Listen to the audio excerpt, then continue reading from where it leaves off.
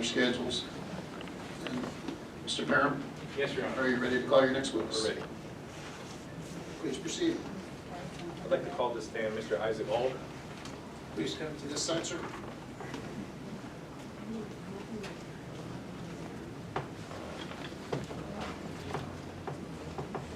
Please raise your right hand. Do you solemnly swear the testimony you're about to give in this proceeding is the truth, the whole truth, and nothing but the truth? Please be seated. Please proceed, Mr. Parham.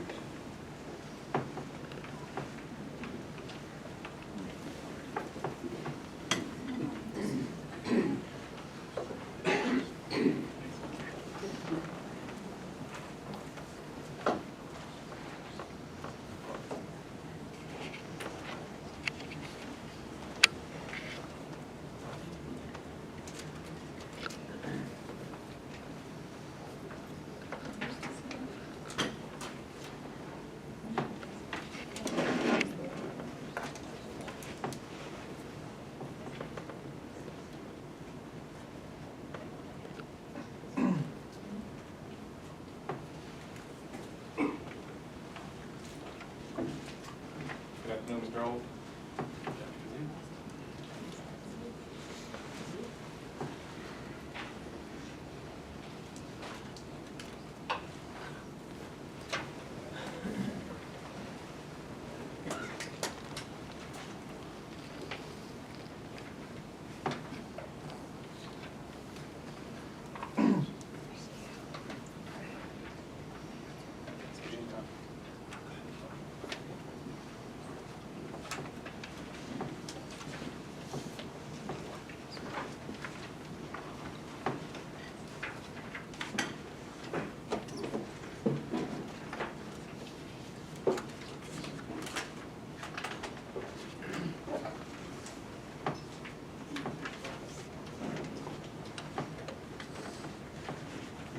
Mr. Auld, can you please state and spell your full name for the record? First name Isaac, spelled I-S-A-A-C. Last name is Old, spelled O-L-D. And by whom are you employed? Resource Systems Group Incorporated. And what is your business address? 55 Railroad Row, White River Junction, Vermont, 05001. Mr. Auld, do you have documents in front of you marked applicant exhibit 17, applicant exhibit 18? I do.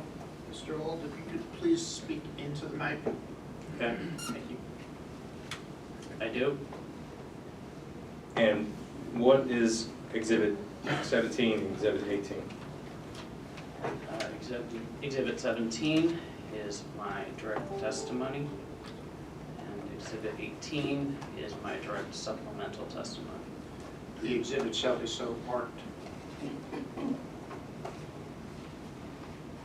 And Mr. Auld, were applicant exhibit 17 and applicant exhibit 18 prepared by you or under your direction? They were. And if I were to ask you the same questions contained in applicant exhibit 17 and 18 today, would you have the same answers? I would. And are all of your answers within applicant exhibit 17 and 18 true and accurate to the best of your knowledge? They are. Your Honor, I would like to move for the admission of applicant exhibit 17 and applicant exhibit 18 pending cross-examination, and I tender Mr. Auld for cross. Thank you. Mr. Van Clay. Yes, sir.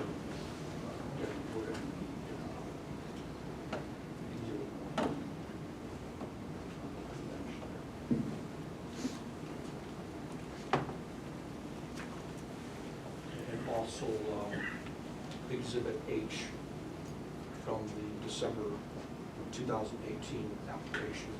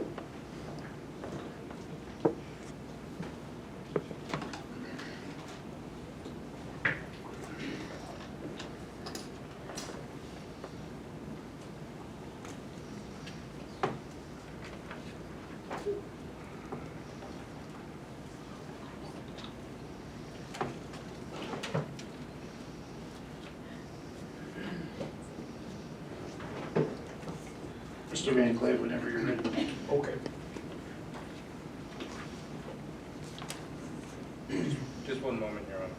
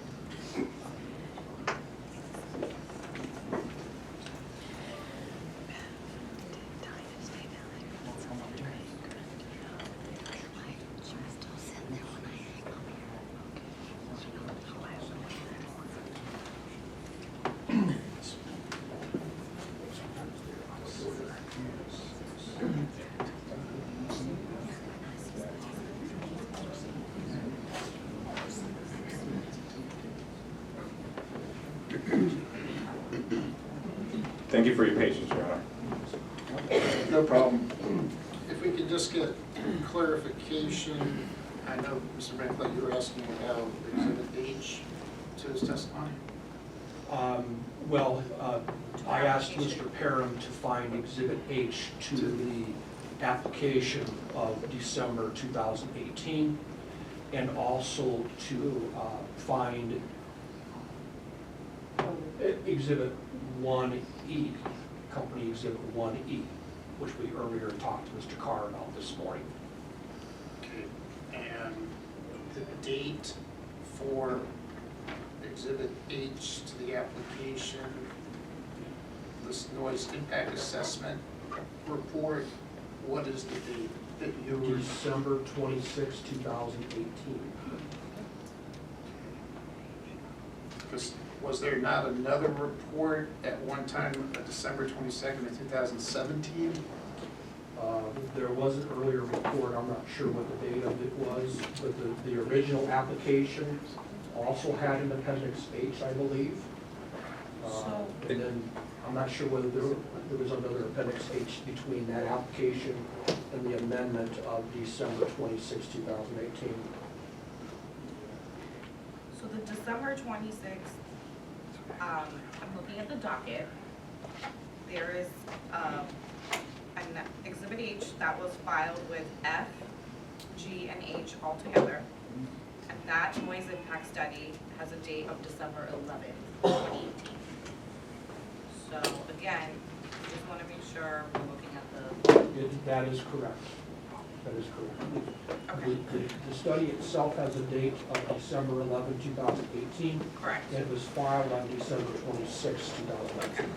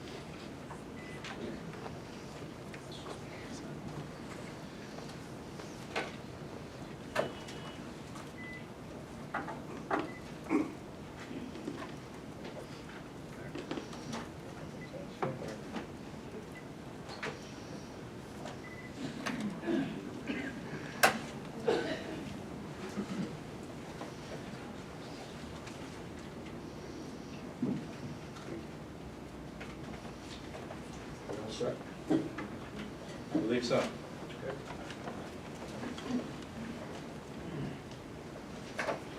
Good afternoon, Mr. Old. Wind turbines produce sound, is that correct? That is correct. What equipment in a wind turbine produces sound? Variety of sources of equipment, variety of sources of sound. There's sound generated by mechanical equipment located in the cell, and there's also acoustic sound emitted by the blades. Mr. Oak, will you speak closer to the mic in a little bit? We're not very talented. Here you go. Can you speak louder? Okay. I don't know, I know you have the mic, but you're gonna have to You have a big also audience speak back there. louder Everybody as wants to well, hear you, please. so.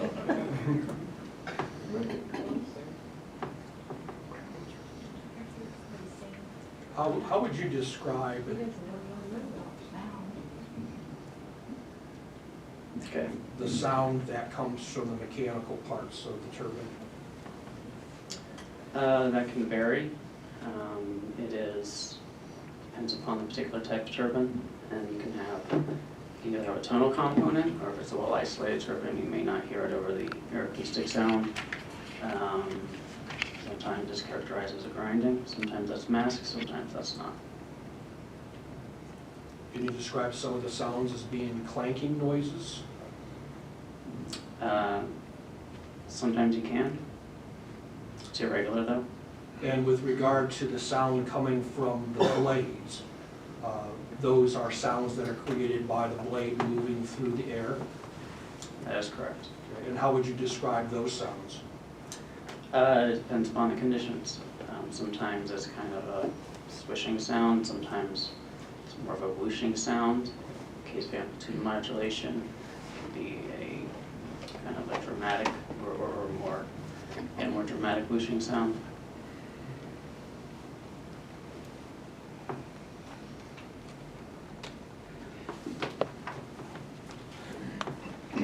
You're familiar with the use of the term background sound?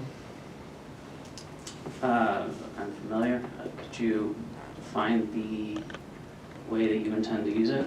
Well, how do you use that term in your report filed for Republic Wind? I do. Okay. Why don't you describe the meaning of that term as you used it in your report? Sure.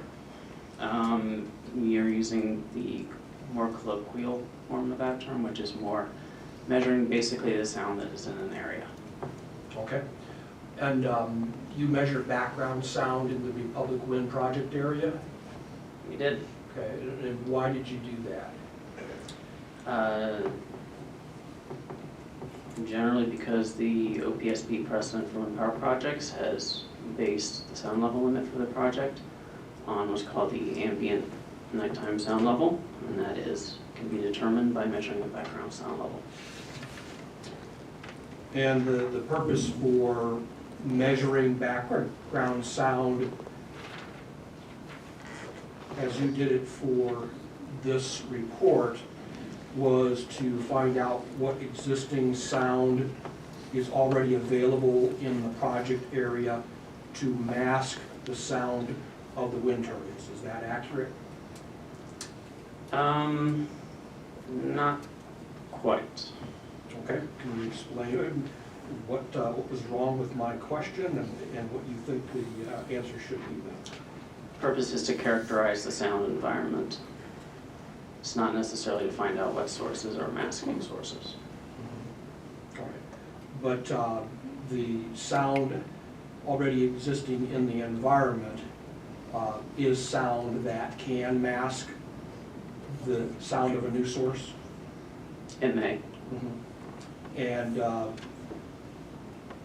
for this project, you wanted to find out how much sound was already available in the project area, right? What do you mean by available? Well, what sound already existed in the project area before the turbines came in. That is correct.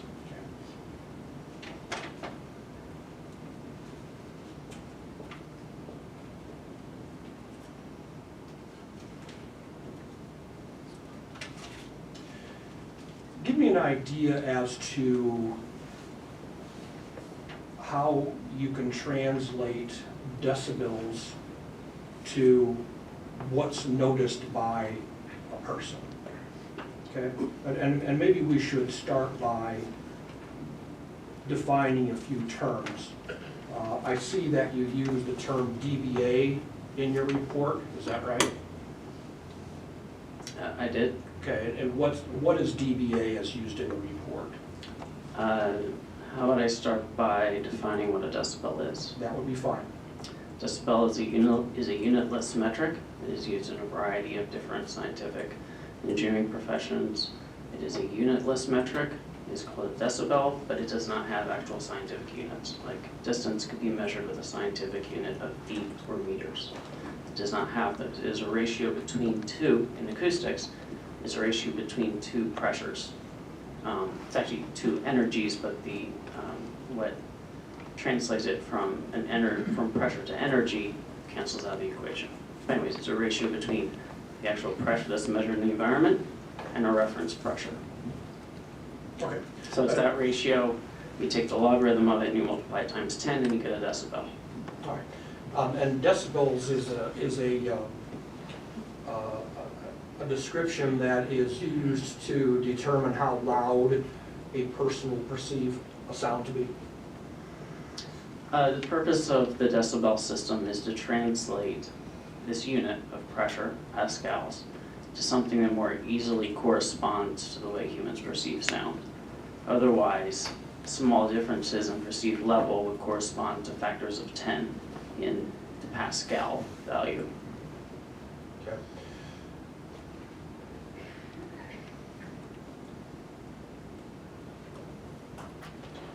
To put things in lay terms, if you have a decibel increase of, now let me start over, because we started out by talking about dBA and we never quite got to the definition. So why don't you tell me what dBA means as used in your report? Okay, so dBA refers to an A-weighted sound pressure level.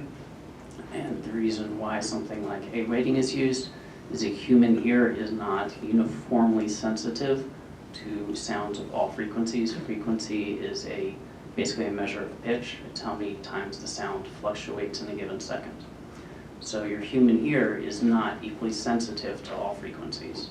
It's most sensitive between about 500 hertz and about 3 kilohertz, maybe a little bit higher. So what you do in a lot of environmental sound sources is you weight the sounds of different frequencies.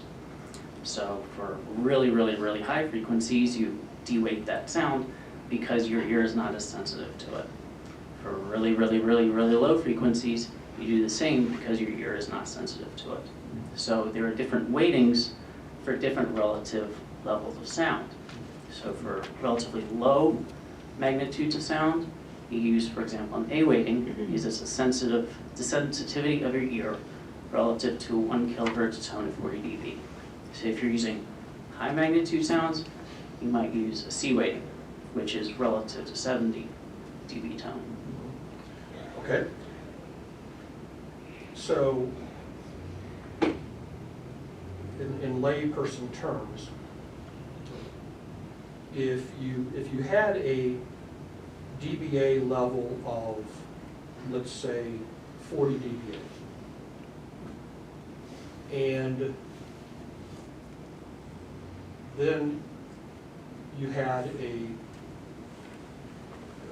another reading of 50 dBA, how much louder would that sound be perceived to be by the person listening to it? So assuming those are very similar sources as far as spectral content and that kind of thing, then the 50 dBA source would be about twice as loud. Okay. Now, background sound, as you found it in the Republic Wind Project area, included sound from rustling leaves, is that right? There is very little of that in this case because the monitoring was performed in February, so most trees did not have leaves on them. But there was some rustling leaves that provided background sound in your There was a study. little bit. Okay. Do dry leaves on the ground produce a rustling when it's windy?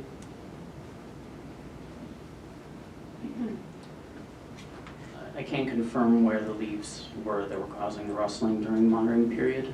They may have, but it was several months after the leaves would have fallen, so, and there was rainfall during the period. So if the leaves were on the ground, they had been wetted several times. As a general matter, do leaves on the ground produce a rustling sound? They can. And trees without leaves, that is deciduous trees without leaves, also produce a sound when the wind blows through them, is that correct? They can. And bushes do the same, if they're deciduous bushes without leaves? They can. Do stands with more than one tree produce more sound in the wind than a single tree? They might.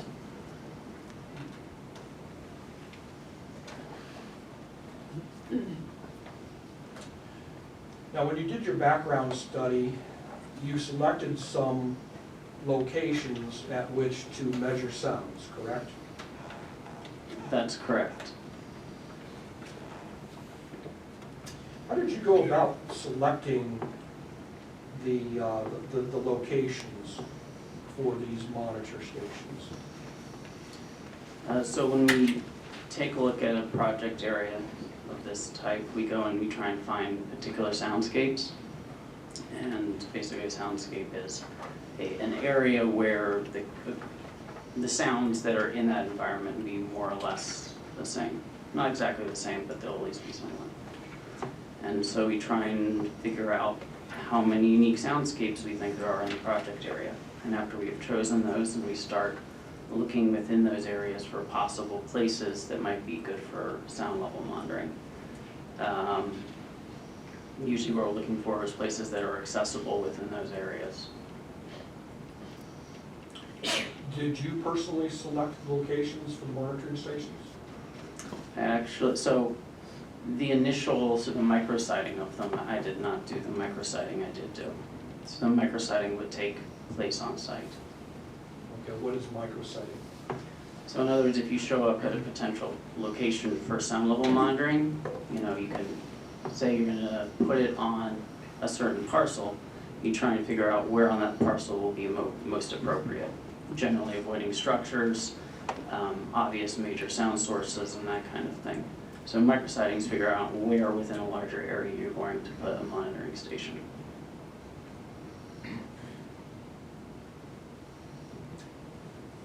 So were you the person then that selected the parcels on which the monitoring stations were located? I was not. Most of that was done by a person who started work on this project but is no longer at RSG. Okay. And who was that? His name's Carl Washburn. So who was the person that installed the monitoring stations? I did that.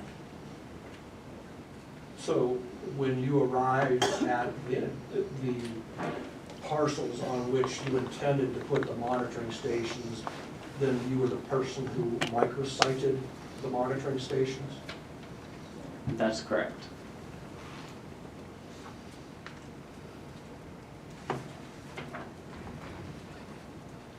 Did you consult with Republic Wind about the locations that were going to be used for the monitoring stations? I performed the on-site installation solo. No one was there with me. Well, did No you? one from Apex or Republic was. Okay. And maybe I needed to ask the question a little differently. Before the parcels were selected at which the monitoring station would be installed, did Republic Wind consult with, or did RSG consult with Republic Wind concerning the locations on which the monitors would be installed? So what happened is Carl selected potential locations and sent those locations over to Apex to get permission. So what Apex would do is they call up the landowners and try and get permission to install the monitoring equipment. So send it over to them to see if they can get permission, and if they can't, then they say, hey, can you pick another one? To your knowledge, did Republic Wind express any preferences for where the monitoring stations would be placed? Not that I'm aware of, other than where they could get access.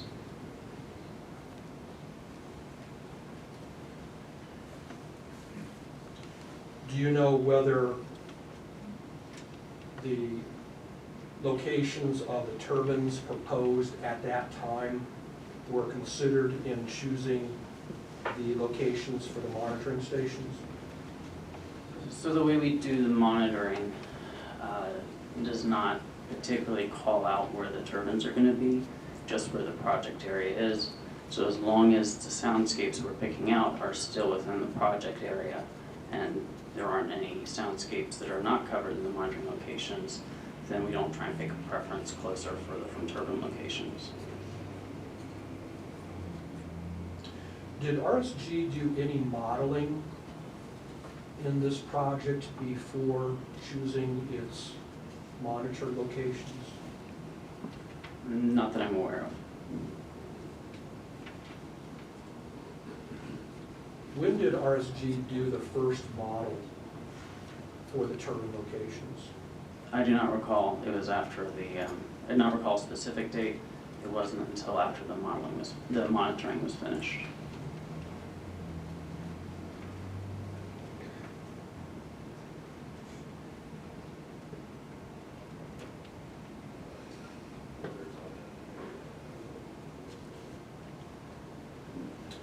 All right, would you turn to the amended application that has been marked, or the portion of the amended application that's been marked as Company Exhibit 1E? You get that in front of you. This